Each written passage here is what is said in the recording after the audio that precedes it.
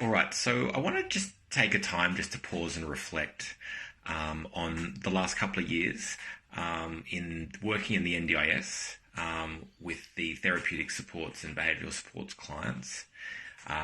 Really, what I've learned or advice for other providers who maybe are looking at entering the space.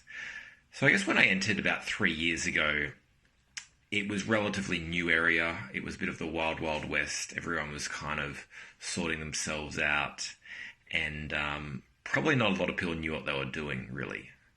Of course, there's a lot of opportunity when you enter a market that sort of new, so to speak. But now we're entering a stage where people are now being audited, and those serious players are obviously spending the money to go through the audit process, and for a lot of people actually, to actually create a business around it and being obviously very professional. And the people who aren't sort of as serious about it are really deciding to leave the NDIS because it's just not worth their time. They might only have a couple of clients and they don't want to go through the arduous process of running a company and getting audited. But there's still a lot of clients coming through at the moment. So I think there's probably maybe about 300,000 people in the system, and in the next sort of 2 years, it's going to go to 450. So there's a whole bunch of new clients coming on board at the moment. And we're definitely finding that in the therapeutic supports, which is counselling and the behavioural supports space. Probably more so for the behavioural supports referrals than the therapeutic supports referrals. And what's working for us is having a subcontractor model where we're working with other psychologists in private practice who maybe don't want to go through the audit process, and we're obviously managing the back end for them and obviously getting the referrals and being able to allocate to them essentially. So we're up to about 15 or 16 psychologists who are subcontractors for us, and each one has around about 5. The more prolific ones will have about 10 clients.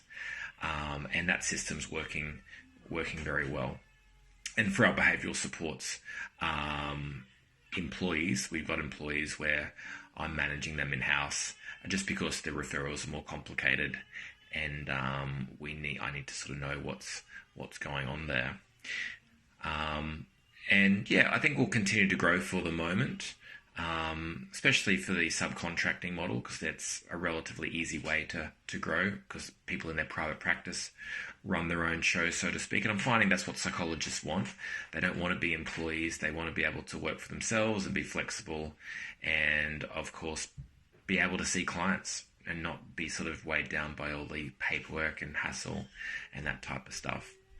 So if you are a psychologist in private practice and maybe you're looking for some more referrals, or you just want to know more about it, about the scheme, type "I'm interested" in the comment section below, and I can send you a little information sheet about working in the NDIS and how we through Positive Moods work with the subcontracting psychologists.